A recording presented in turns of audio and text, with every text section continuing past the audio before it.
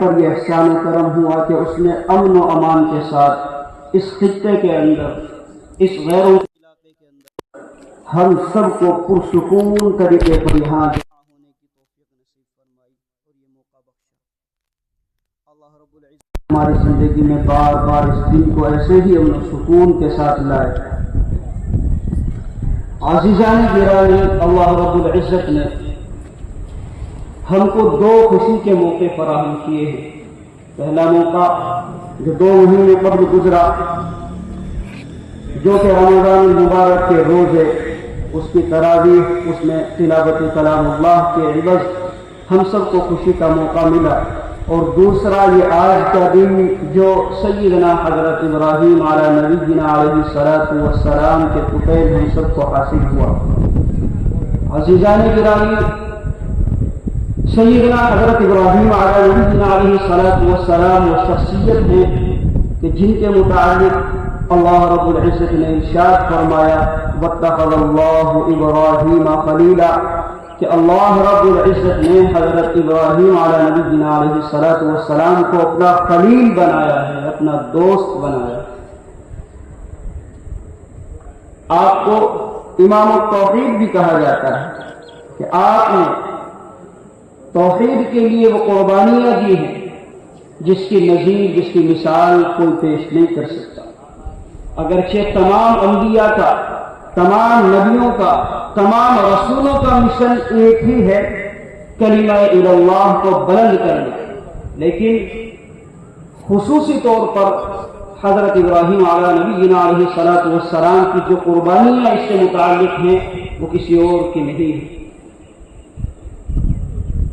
ان کی زندگی کے روشن پہلوؤں پر آج میں آپ کے سامنے کچھ روشنی ڈالنے کی کوشش کروں گا، کیونکہ قرآن کریم بھی ان کی زندگی کے روشن پہلوؤں کو اس طریقے سے کہتا ہے کہ وَإِذِ ابْتَلَىٰ إِبْرَاهِيمَ رَبُّهُ بِكَلِمَاتٍ فَأَتَمَّهُنَّ۔ قرآن کریم میں اللہ تعالیٰ فرماتے ہیں کہ اور ہم نے حضرت ابراہیم علی نبینا علیہ الصلوۃ والسلام کو مختلف طریقوں سے، مختلف مواقع پر آزمایا، فَأَتَمَّهُنَّ، جب ان کو آزمایا گیا تو ہر مرتبہ، ہر لمحہ وہ اپنی آزمائش پر کھرا اترے ہیں۔ سب سے پہلی آزمائش حضرت ابراہیم علیہ الصلوۃ والسلام کی اس وقت ہوئی جب کہ آپ کی ولادت، آپ کی پیدائش ایک ایسے گھرانے کے اندر ہوئی، ایسے خاندان کے اندر ہوئی جو گھرانہ نہ صرف یہ کہ بت پرست تھا، بتوں کی پوجا کرتا تھا، بتوں کی عبادت کرتا تھا، بلکہ اس سے آگے بڑھ کر وہ بتوں کو بناتا بھی تھا اور فروخت بھی کیا کرتا تھا۔ اب یاد رکھیے اور غور کیجئے کہ کیا منظر ہو جبکہ کسی کا باپ بت بناتا بھی ہو، دوسروں کو یہاں ٹرانسفر بھی کرتا ہو، فروخت بھی کرتا ہو، بیچتا بھی ہو، عبادت بھی کرتا ہو، اور اللہ رب العزت اسی کے بیٹے کو حکم دے کہ چل کھڑا ہو اور توحید کا پرچم بلند کر۔ یہ آزمائش انتہائی سخت آزمائش ہے۔ قرآن کریم میں اللہ رب العزت فرماتے ہیں وَاذْكُرْ فِي الْكِتَابِ إِبْرَاهِيمَ إِنَّهُ كَانَ صِدِّيقًا نَبِيًّا، کہ اپنی اس کتابیں میں قرآن کریم میں ہمارے پیارے اور لاڈلے پیغمبر سیدنا حضرت ابراہیم علیہ الصلوۃ والسلام کا تذکرہ فرمائیے، بے شک وہ ہمارے سچے پکے نبی ہیں۔ کیا تذکرہ فرمائیے؟ إِذْ قَالَ لِأَبِيهِ يَا أَبَتِ لِمَ تَعْبُدُ مَا لَا يَسْمَعُ وَلَا يُبْصِرُ وَلَا يُغْنِي عَنْكَ شَيْئًا۔ جس وقت حضرت ابراہیم علیہ السلام نے اپنے والد محترم سے کہا تھا یا ابتی، اے ابا جان، اے پیارے والد محترم، آپ ان معبودان باطلہ کی پرستش کیوں کرتے ہیں، کیوں ان کو پوجتے ہیں، کیوں ان کے سامنے سجدہ ریز ہوتے ہیں، جبکہ لا يسمعوا وہ سن نہیں سکتے، ولا یبصر نہ دیکھ سکتے ہیں، ولا یغنی عنک شیئا اور نہ کہ کچھ کام آ سکتے ہیں۔ ابا جان، معبود تو وہ ہوتا ہے جو سنتا بھی ہو، جو دیکھتا بھی ہو، جو ضرورتوں کے وقت کام بھی آ سکتا ہو، جو پیدا بھی کرتا ہو، جو مارتا بھی ہو، موت و حیات جس کے قبضے میں ہو، تمام چیزوں کا خالق جو ہو، تمام چیزوں کا مالک جو ہو، جو ہر مصیبتوں میں کام آنے والا ہو، معبود تو وہ ہوتا ہے۔ آپ ان معبودان باطلہ کی پوجا کیوں کر رہے ہیں؟ لِمَ تَعْبُدُ مَا لَا يَسْمَعُ وَلَا يُبْصِرُ وَلَا يُغْنِي عَنْكَ شَيْئًا یا ابتی انی قد جاءنی من العلم، اے ابا جان میرے پاس وحی کا علم نازل ہو رہا ہے، میرے پاس اللہ کی جانب سے وحی آئی ہے، آپ میری اتباع کیجئے، میں جو آپ کو راستہ دکھلاؤں گا وہ سیدھا اور سچا راستہ ہوگا، وہ راستہ آپ کو آپ کے حقیقی مالک کی جانب لے کر جانے والا ہوگا، وہ راستہ ایسا راستہ ہوگا جو آپ کو بھٹکنے نہیں دے گا، جو آپ کو حقیقی رب سے ملا دے گا، اس رب سے جس رب نے آپ کو پیدا فرمایا ہے۔ یا ابتی لا تعبد الشیطان، آپ شیطان کی پرستش نہ کریں، ابا جان آپ شیطان کو نہ پوجیں۔ شیطان کون؟ آپ بتوں کی پرستش کر رہے ہیں، یہ دراصل بتوں کی پرستش نہیں ہے، بلکہ یہ شیطان کا حکم مان کر آپ بتوں کی پرستش کر رہے ہیں، تو گویا آپ حقیقتاً شیطان ہی کی عبادت میں لگے ہوئے ہیں، اسی کے کلمے کو بلند کرنے میں لگے ہوئے ہیں۔ لا تعبد الشیطان فإن الشیطان کان للرحمن عصیا، شیطان تو اللہ کا رحمان کا کھلا ہوا نافرمان ہے۔ حضرت ابراہیم علیہ السلام پیار محبت کے ساتھ بار بار ابا جان ابا جان ابا جان کہہ کے سمجھا رہے ہیں، لیکن والد صاحب کے دل کے اندر بت پرستی میں ڈیرا جمایا ہوا ہے، بت پرستی دل و دماغ کے اندر بسی ہوئی ہے، کاروبار بت پرستی ہے، تو کیوں کر ان کی بات کو مانتے؟ فوراً آگ ببولا ہو گئے اور کہنے لگے اے ابراہیم اگر تو اپنے اللہ کی بڑائی بیان کرنے سے نہ رکا، اگر تو نے ہمارے معبودوں کی توہین نہ چھوڑی اور ہمیں ایسے ہی ہمارے معبودان باطلہ کے سامنے جو ہے شرمندہ کرتا رہا، تو یاد رکھ لئن لم تنتہی، اگر تو ان حرکتوں سے باز نہ آیا، اگر نہ رکا، اگر ایسے ہی اپنے کام میں لگا رہا، لأرجمنک، میں تجھے رجم کر دوں گا، پتھر مار مار کے تجھے قتل کر دوں گا، تجھے مٹا دوں گا، یا تو اپنی حرکتوں سے باز آ جا، یا پھر وہجرنی ملیا، مجھے تنہا چھوڑ دے، چلا جا، نکل جا یہاں سے۔ اپنے گھر سے اپنے بیٹے حضرت ابراہیم کو نکال دیا، اور حضرت ابراہیم علیہ السلام بھی اپنے والد کو سلام علیک کہہ کر خیر آباد کہلائے اور اپنے وطن کو اپنے گھر کو چھوڑ دیا۔ یہ انتہائی اہم قربانی ہے جس کا قرآن نے تذکرہ کیا۔ اگلا امتحان اس وقت شروع ہوتا ہے جب اللہ رب العزت حکم فرماتے ہیں کہ ابراہیم والد کو تو دعوت دینا آسان تھا، تم نے دعوت دے دی، اب جاؤ اور جا کر نمرود کے سامنے حق کا پرچم بلند کرو، جاؤ نمرود کے دربار میں، جاؤ اس کے محل کے اندر۔ نمرود نے ایک اللہ کا انکار کیا، وہ خود اپنے آپ کو رب سمجھ بیٹھا، اپنے آپ کو اللہ کہہ رہا ہے، لوگوں سے سجدے کرا رہا ہے اور کہتا ہے کہ میں خالق ہوں، میں مالک ہوں، میں پروردگار ہوں، میں ہی سب کچھ ہوں، میرے آگے سجدہ ریز ہو جاؤ، جاؤ اس کو بتاؤ کہ اس کا رب وہ نہیں ہے، اس کا رب میں ہوں، اس زمین کا رب میں ہوں، اس آسمان کا رب اور پالنہار، خالق و مالک سب کچھ میں ہوں۔ جاؤ اور جا کر کے ابراہیم نمرود کے سامنے اس اعلان کو، اس پرچم کو بلند کرو۔ قرآن کریم کے پارہ نمبر 3 صفحہ نمبر 2 پر یہ واقعہ مذکور ہے۔ أَلَمْ تَرَ إِلَى الَّذِي حَاجَّ إِبْرَاهِيمَ فِي رَبِّهِ أَنْ آتَاهُ اللَّهُ الْمُلْكَ إِذْ قَالَ إِبْرَاهِيمُ رَبِّيَ الَّذِي يُحْيِي وَيُمِيتُ قَالَ أَنَا أُحْيِي وَأُمِيتُ۔ حضرت ابراہیم علیہ السلام اس کے سامنے گئے اور کی طرح سجدہ نہیں کیا، ڈٹ کر کھڑے ہو گئے اور کہنے لگے کہ میں تجھے اپنا رب نہیں مان سکتا، میرا رب تو وہ ہے جو مارتا بھی ہے، زندہ بھی کرتا ہے۔ اس نے کہا کہ کیا بڑی بات ہے، انا احیی و امیت، میں بھی مار سکتا ہوں، میں بھی زندہ کر سکتا ہوں، یہ سب چیزیں تو میں بھی کر سکتا ہوں۔ اگر یہی رب ہونے کی نشانی ہے تو یہ انا کی نشانی میرے اندر موجود ہے۔ اسی وقت قید خانے سے 2 لوگوں کو بلایا اور بلا کر کے کہنے لگا کہ یہ وہ شخص ہے جس کی پھانسی کا اعلان ہو چکا ہے، کل اس کی ہلاکت ہے، اس کی موت کا وقت قریب ہے، اور یہ وہ آدمی ہے جس کی رہائی کا اعلان ہو چلا ہے۔ اب بتا کہ جس کی رہائی کا اعلان ہوا ہے میں اس کو مار سکتا ہوں، اور اس کو قتل کر دیا، اور جس کی موت کا اعلان ہو چکا تھا اس کے بارے میں کہنے لگا کہ اس کو رہا کر رہا ہوں، اس کو آزاد کر دیا، اور کہنے لگا کہ میں موت و حیات کا مالک ہوں، جس کی موت طے تھی اس کو میں نے بخش دیا، اور جس کی زندگی طے تھی اس کو میں نے موت دے دی۔ درباری خوش ہو گئے، عوام خوش، سب تالیاں بجانے لگے، لیکن حضرت ابراہیم علیہ السلام سمجھ گئے کہ بیوقوف آدمی ہے، غبی آدمی ہے، حقیقت سے ناواقف ہے۔ حضرت ابراہیم کا منشا یہ نہیں تھا کہ کوئی کسی کو مار دے یا قتل کر کے اسے ہلاک کر دے اور یا اسے زندگی دے، اس طریقے سے اسے بخش دے، بلکہ حضرت ابراہیم علیہ السلام کا منشا تو یہ تھا کہ اللہ رب العزت وہ ہے جو خون کے ایک لوتھڑے سے، ایک بے جان چیز سے ایک جاندار کو پیدا کر دیتا ہے۔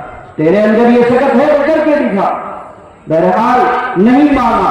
حضرت ابراہیم علیہ السلام نے دوسری دلیل پیش کی کہ رب تو وہ ہے جو روزانہ مشرق سے سورج کو نکالتا ہے، مغرب کے اندر غروب کر دیتا ہے۔ اگر تیرے اندر سکت ہے تو واقعی رب ہے، اپنے آپ کو رب سمجھتا ہے، تو جا آج مشرق کے بجائے سورج کو مغرب سے نکال کر دکھا۔ فوراً حیران ہو گیا، خاموش ہو گیا، بغلے جھانکنے لگا، درباری بھی خاموش، بادشاہ بھی خاموش۔ کیوں؟ یہ تو صرف اور صرف رب کر سکتا ہے، کیونکہ سورج تو اس کی پیدائش سے پہلے بھی نکل رہا تھا، نمرود جب تک وجود میں بھی نہیں آیا اس وقت سے سورج مشرق سے نکل رہا ہے، اور ایک دن آئے گا کہ سورج مغرب سے نکلے گا، اور یہ اللہ ہی کر سکتا ہے، اللہ کے علاوہ کوئی نہیں کر سکتا۔ بہرحال جب اس کے پاس جواب نہ بنا تو عناد میں دشمنی کے اندر اتر آیا اور کھلا چیلنج دے دیا کہ اس کو جلا دو۔ تیسرا امتحان شروع ہوتا ہے، اللہ کا پھر اعلان ہوا کہ اے ابراہیم جاؤ اور جا کر کے بت خانے میں جتنے بت رکھے ہیں سب کو توڑ دو، سب کو گرا دو۔ حضرت ابراہیم علیہ السلام اٹھے، چلے اور جا کر کے ایک ڈنڈا لیا، تمام چھوٹے بتوں کو توڑ دیا۔ توڑنے کے بعد وہ ڈنڈا بڑے بت کے ہاتھ میں رکھ دیا۔ لوگ جب اپنے میلے سے واپس آئے، گھوم پھر کر آئے، شاہیاتی کر کے واپس آئے، آ کر کے دیکھا کہ ہمارے بتوں کا حال تو خراب ہے، تمام کے تمام بت ٹوٹے پڑے ہیں، مسمار ہیں۔ پوچھنے لگے کہ یہ کس نے کیا؟ لوگوں نے کہا کہ ابراہیم ہی ایسا کر سکتے ہیں، وہی ہمارے معبودوں کے بارے میں بولتے ہیں، ان کے اوپر طنز کرتے ہیں اور کہتے ہیں کہ یہ معبود نہیں ہے، یقیناً یہ ابراہیم کا کام ہے۔ چنانچہ سب لوگ حضرت ابراہیم کے پاس آئے۔ حضرت ابراہیم علیہ السلام نے کہا ارے بھائی یہاں کیوں آتے ہو؟ ڈنڈا جس کے پاس ہے، جس کے ہاتھ میں ڈنڈا ہے، یقیناً اسی نے توڑا ہوگا۔ کہنے لگے کہ نہیں، کیسے توڑ سکتا ہے؟ یہ تو نہ ہل سکتا ہے نہ چل سکتا ہے۔ حضرت ابراہیم نے کہا پھر اسی سے پوچھ لو، یہ تو موجود تھا بڑے والا بت وہاں پر موجود تھا، اس کی آنکھوں کے سامنے سب ہوا ہے، اسی سے پوچھ لو۔ کہنے لگے کہ کیا باتیں کرتے ہو، یہ نہ بول سکتا ہے نہ سن سکتا، ہم اس سے کیسے پوچھ لیں، کیسے اس سے معلوم کریں؟ تو فوراً حضرت ابراہیم علیہ السلام نے توحید کی ضرب ان کے دلوں پر لگائی اور کہنے لگے کہ بیوقوفوں میں یہی تو کہہ رہا ہوں، میں یہی تو تمہیں سمجھا رہا ہوں، جو نہ سن سکتا ہے نہ بول سکتا ہے نہ تمہاری مدد کر سکتا ہے، حتیٰ کہ تمہاری تو دور کی بات جو خود اپنی مدد نہیں کر سکتا، وہ کیسے تمہارا رب ہو سکتا ہے؟ یقیناً وہ تمہارا رب نہیں ہے، تمہارا رب اللہ ہے، اللہ ہے۔ یہ سن کر سب لوگ پھر پریشان۔ پہلے جو ہے امتحان میں باپ ناراض ہوا، باپ نے گھر سے نکال دیا۔ دوسرے امتحان میں وقت کا بادشاہ ناراض ہوا، بادشاہ نے دربار سے بھگا دیا اور عناد و دشمنی پر اتر آیا۔ تیسرا امتحان یہ ہوا کہ لوگ بھی ناراض ہو گئے، پبلک ناراض ہو گئی، عوام ناراض ہو گئی، اب سب کے سب ناراض ہیں۔ حضرت ابراہیم کہے تنہا رہ گئے۔ لوگوں نے کہا اگر تم بدلہ لینا چاہتے ہو قالوا حرقوه، اگر اپنے معبودان باطلہ کا تم بدلہ لینا چاہتے ہو تو اس کو جلا دو، اس کو ختم کر دو۔ اگر یہ زندہ رہا تو ایسے ہی ہمارے معبودوں کے بارے میں کہتا رہے گا، بکتا رہے گا۔ سب لوگ اکٹھا ہوئے، مشورہ پاس ہوا۔ نمرود نے اعلان کر دیا کہ سارے شہر کے لوگ ایک ایسی آگ جلاؤ، ایسی آگ کو دہکاؤ جو نہ دیکھی ہو نہ کبھی کسی نے اس کا تصور کیا ہو۔ چنانچہ ایک بڑا سا گڑھا کھودا گیا اور شہر کے تمام لوگ اس آگ میں جلانے کی چیزیں اکٹھا کرنے لگے۔ کوئی تکڑی لے کر آ رہا ہے، کوئی گھی اور تیل لے کر کے آ رہا ہے، کوئی کچھ لا رہا ہے، حتیٰ کہ شہر کے وہ بیمار لوگ بھی जो बिस्तरों पर पड़े हुए थे वो ये तमन्ना करने लगे और वो ये मन्नतें मांगने लगे कि अगर हम शिफायाब हो गए तो जरूर भी जरूर हम बाहर जाकर लकड़ी इकट्ठा करके लाएंगे, उस लकड़ी के जरिए से इब्राहिम को माअल्लाह जलाएंगे और इस आग में जलाने के लिए मदद करेंगे। देखिए कैसा सख्त इम्तिहान है, सारे लोग मुखालिफ हैं, आग दहक रही है, आग जल रही है और पता है कि मुझे इसमें डाला जाएगा। अब भी लोग कह रहे हैं, नमूद कह रहा है कि अपनी बातों से बाज आ जा, जो कलमे जो जुमले की जबान से हमारे माबूदों के खिलाफ निकाल रहा है उनको छोड़ दे हमारे माबूदों को बुरा कहना, छोड़ दे अल्लाह के तौहीद को बयान करना। लेकिन हजरत इब्राहीम अलैहिस्सलाम न रुके। चुनांचे जब आपको आग में डालने के लिए बिल्कुल तैयार किया गया, हजरत जिब्रील अलैहिस्सलाम आए, वहां आकर के कहने लगे कि इब्राहीम अगर तुम चाहते हो तो हम तुमको इस आग से बचा सकते हैं, तुम एक हुक्म करो। पानी का फरिश्ता आया, कहने लगा कि मैं बारिश बरसा के इस आग को खत्म कर सकता हूँ। हवा का फरिश्ता आके कहने लगा कि मैं हवा चलाकर इस आग को खत्म कर सकता हूँ अगर तुम कहो तो। हजरत इब्राहीम ने पूछा कि फरिश्तों ये बताओ तो खुद आए हो या अल्लाह ने तुम्हें भेजा है? कहने लगे कि नहीं, अल्लाह का हुक्म तो नहीं है, हम खुद आए हैं। तो कहने लगे कि मुझे तुम्हारी जरूरत नहीं है, मुझे उस रब की जरूरत है। अगर वो चाहेगा मुझे हलाक करना, अगर वो चाहेगा मुझे जलाना तो जला देगा, इस आग के अंदर जला करके खत्म कर देगा, और अगर बचाना चाहेगा तो बचा लेगा, मुझे तुम्हारी जरूरत नहीं है। हस्बी अल्लाह व निअमल वकील कहते हुए आगे बढ़ गए। अल्लाह रब्बुल इज्जत की मोहब्बत जोश में आई। अल्लाह ताला कहते हैं कि हमने आग को हुक्म दिया कि इस इब्राहीम के लिए सलाम की वाली हो जा, ठंडी हो जा। और ठंडी भी वो नहीं कि अगर मेरा इब्राहीम तेरे अंदर आए तो ठंड की वजह से कांपने लगे। आग को ठंडा होने के साथ साथ यह हुक्म हुआ कि सलाम की वाली हो जा, कहीं मेरे इब्राहीम को तकलीफ न पहुंचे। यह है हजरत इब्राहीम अलैहिस्सलाम की जिंदगी के अहम पहलू। यह है आपका इम्तिहान, जिन इम्तिहानों में आप हमेशा कामयाब होते रहे। अरे मेरे भाइयों बताओ कि आज हम पर परेशानी आती है, आज हम पर मुसीबतें आती हैं, क्या हम भी यही जुमला कहते हैं कि हस्बी अल्लाह व निअमल वकील, हस्बुनल्लाह व निअमल वकील, हमारे लिए अल्लाह काफी है, वही कारसाज है? क्या हम भी कहकर ये मुसीबतों को टालने की कोशिश करते हैं? नहीं मेरे भाइयों, जो रब इब्राहीम का रब है वही रब मेरा और तुम्हारा भी रब है। वो हमारे साथ भी इतनी ही मोहब्बत करता है, बस फर्क यह है कि हजरत इब्राहीम अलैहिस्सलाम हमेशा अल्लाह के हुक्म के आगे सलीम हो जाते थे, हमेशा सर तस्लीम को कम कर दिया करते थे, अपने रब से बेइंतहा मोहब्बत करने वाले थे। इसीलिए अल्लाह ने उनके बारे में कहा वत्तखज़ल्लाहु इब्राहीम खलीला, कि हमने इब्राहीम को अपना खलील बना लिया है, अपना दोस्त बना लिया है, अपना प्यारा बंदा बना लिया है। मेरे भाइयों, रब तो हमारा भी वही है, लेकिन यहाँ मसला यह है कि हम रब की नाफरमानी में लगे हुए हैं, रब का इनकार कर बैठे हैं, अपने अमल से इनकार कर रहे हैं। मुअज्जिन पुकारता है कि आओ कामयाबी की तरफ, आओ अल्लाह की तरफ, आओ अल्लाह की इताअत के लिए, हम नहीं जाते हैं।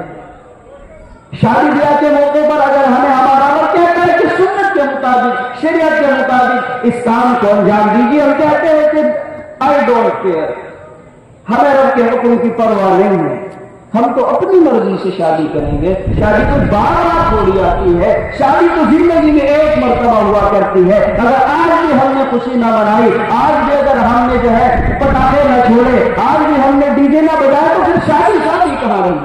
हम तो ये कहते हैं, इसीलिए परेशान है। मेरे भाइयों, ये इम्तिहानात हजरत इब्राहीम अलैहिस्सलाम जिनमें खड़े उतरे, उनमें तमाम इम्तिहानात में यही चीज है कि हमेशा अपने आप को सरेंडर कर दिया जाए रब के हुक्म के सामने, अपने सर को तस्लीम अपने सर को खम कर लिया जाए, सर तस्लीम खम कर लिया जाए अपने रब की इताअत के लिए। इसी का नाम जिंदगी है, इसी का नाम इस्लाम है, यही चीजें इस्लामी कानून के अंदर।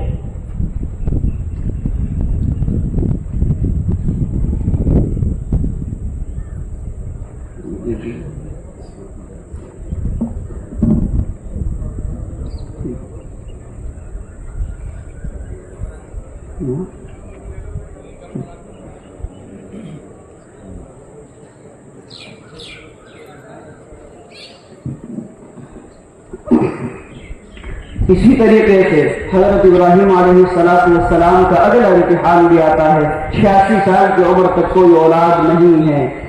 یہ بھی بڑا امتحان ہے. جس کے یہاں اولاد نہ ہو اس کے دل سے پوچھ کے دیکھیے لوگوں کے کیسے کیسے تانے سننے پڑتے ہیں, کیسی کیسی باتیں سننی پڑتی ہیں. اس کے باوجود بھی صبر کیا اور رب سے بچہ مانگتے رہے اور بار بار سوال دراز کرتے رہے, اے اللہ نیک فرزند عنایت فرما. بہرحال 85-86 سال کی عمر میں حضرت ابراہیم علیہ السلام کو حضرت اسماعیل کی شکل میں اللہ نے حلیم و بردبار بیٹا عنایت فرمایا. لیکن وہاں پھر امتحان آ گیا. کہا کہ اس بچے کو بالکل بے آب و گیا وادی کے اندر, صحرا و جنگل کے اندر چھوڑ آؤ, جہاں نہ دانا ہے, نہ پانی ہے, نہ سایہ ہے, نہ انسان ہے, نہ کوئی ایسی چیز جس کے سہارے زندگی گزار لی جائے. بالکل بے آب و گیا وادی کے اندر جاؤ اس بچے کو اور اس کی ماں کو وہاں چھوڑ کر کے آ جاؤ. حکم رب بھی تھا.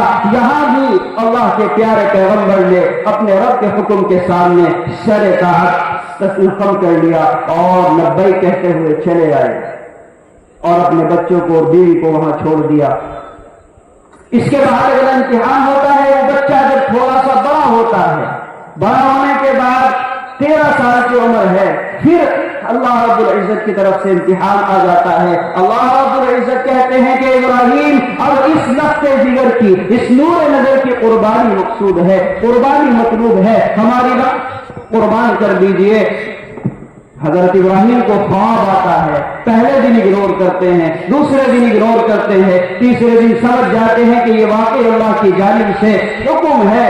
یہ اللہ ابراہیم علیہ السلام سمجھتے ہیں کہ اسماعیل کی قربانی اللہ تعالیٰ چاہتے ہیں. فوراً اپنے بیٹے کے پاس جاتے ہیں اور کہتے ہیں یا بنیا انی ارا فی المنام انی اذبحک فانظر ماذا ترى. میرے بیٹے میں دیکھ رہا ہوں کہ میں تجھے ذبح کر رہا ہوں, اللہ کی راہ میں قربان کر رہا ہوں, تیرا کیا خیال ہے؟ فانظر ماذا ترى. حضرت ابراہیم یہ دیکھنا چاہتے ہیں کہ یہ نبی کا بیٹا ہو کر کیا جواب دیتا ہے. اس کا مطلب فانظر ماذا ترى کا یہ نہیں ہے کہ بتلا اگر تو قربان ہونا چاہے گا تو قربان کر دوں گا, نہیں قربان ہونا چاہے گا تو چھوڑ دوں گا. بلکہ مطلب یہ ہے کہ وہ اپنی پرورش دیکھنا چاہتے ہیں, اپنی تربیت دیکھنا چاہتے ہیں. وہ دیکھنا چاہتے ہیں کہ آخر کس طریقے سے میرا بیٹا کیا جواب دیتا ہے. بیٹا نبی کا بیٹا تھا, پیارا سا جواب دیا. کہنے لگے ابا جان یا ابت افعل ما تؤمر ستجدنی انشاءاللہ من الصابرین. آپ کو جو حکم ربی ہے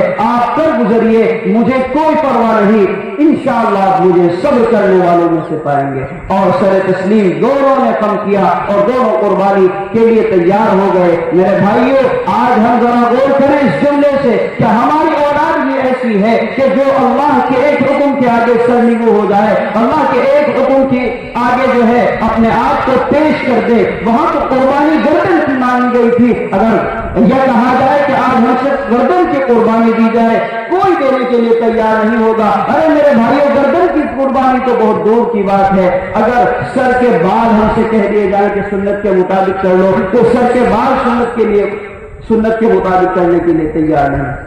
یہ زندگی ہے ہماری اور وہ زندگی ہے پیغمبر کی. میرے بھائیوں پیغمبر کی زندگی کے یہ تمام پہلو, ہر ایک پہلو میں جب غور کیا جائے تو بارہا ہمیں پتہ چلتا ہے کہ اپنے رب کے سامنے سرنڈر کر دینے ہی کا نام اسلام ہے, اسی کا نام زندگی ہے. ہم اپنی خواہشات کے مطابق عمل نہ کریں. آج کیا یہ دن ہمیں حضرت ابراہیم کے وسیلے اور طفیل میں ملا اور انہی کی اس قربانی کے نتیجے میں ملا ہے. آج ہم سب اپنے جانوروں کو قربان کریں گے. جانور قربان کرنے ہی تو ہم قربانی سمجھ بیٹھے ہیں. میرے بھائیوں جانور قربان کرتے کرتے تو صدیاں گزر گئی, ساری عمر گزر گئی, لیکن یہ دیکھیں کہ ہم نے جانور قربان کرنے کے علاوہ کیا کیا ہے. میرے بھائیوں صرف جانور کی گردن پر چھری چلانے کا نام قربانی نہیں ہے. قربانی تو اپنی خواہشات پر, خواہش نفس پر چھری چلا دینے کا نام ہے. جہاں اللہ کا حکم ہو, اللہ کے حکم کے مقابلے میں ہمارا نفس ہمیں کھڑا کر رہا ہو, ہمارا نفس ہمیں بڑھتا رہا ہو, وہاں اپنے نفس کے اوپر, شیطان کی گردن کے اوپر چھری چلانے کا نام قربانی.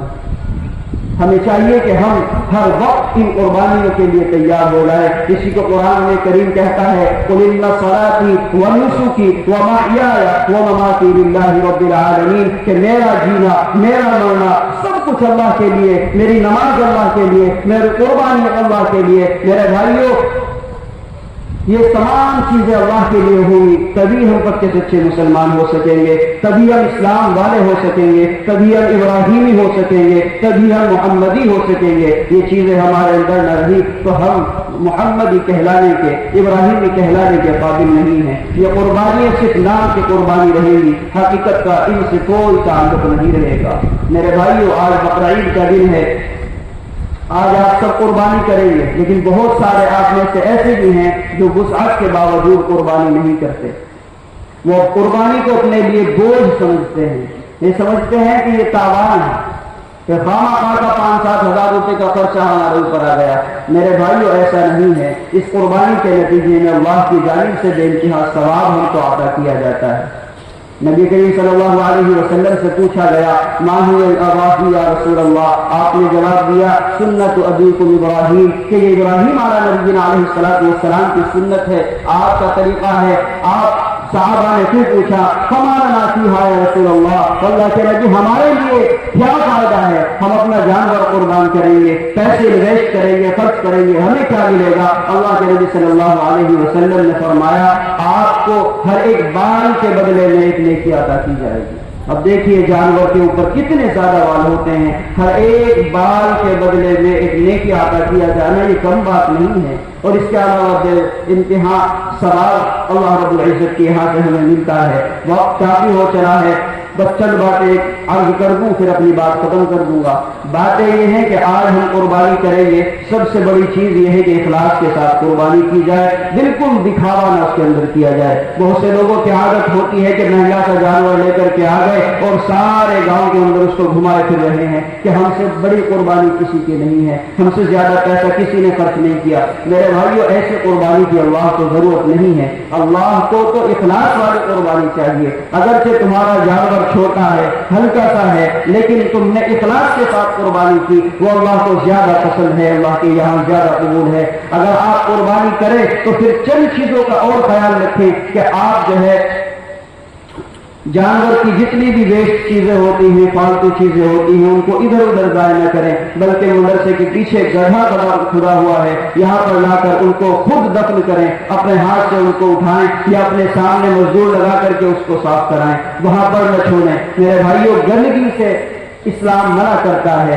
इस्लाम गंदगी फैलाने वालों का साथ नहीं देता। अब निस्फुल ईमान, काफी आधा ईमान बतलाता है। मेरे भाइयों, सरकारी गाइडलाइंस भी यही है कि आप साफ सफाई का ख्याल रखते हुए इस काम को अंजाम दें और बहुत ज्यादा खून नालियों के अंदर ना बहाएं। अगर गोश्त तकसीम कर रहे हैं तो अब खुद जाकर के गोश्त को तकसीम करें, बच्चों के हाथों में गोश्त न दें। अगर आप बच्चों के हाथ गोश्त तकसीम कराएंगे तो हो सकता है कि कुत्ता पीछे लग जाए और बच्चे को भी नुकसान पहुंचा दे और गोश्त को इधर उधर ले जाके डाल दे, जिसकी वजह से आपके गांव का माहौल खराब हो। इसलिए ये तमाम काम एहतियात से आपको करने हैं।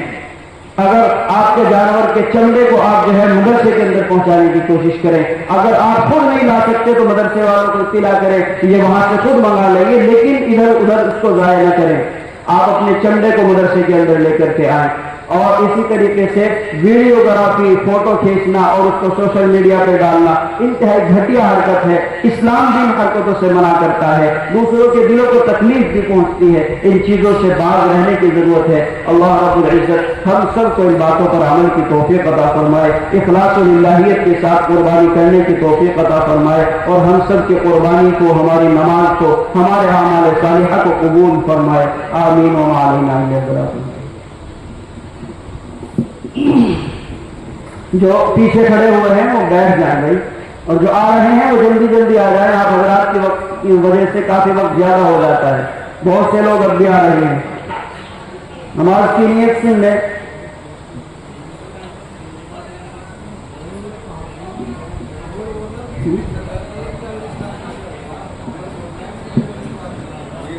दो रकात नमाज वाजिब ईद उल अजहा माह जाहिर 6 तकबीरों के या 6 तकबीरों के साथ پڑھتا ہوں اللہ کے واسطے رکن رکعت شریف کی طرف پیچھے اس امام کہہ کر اللہ اکبر کہہ کے نیت باندھ لینی ہے.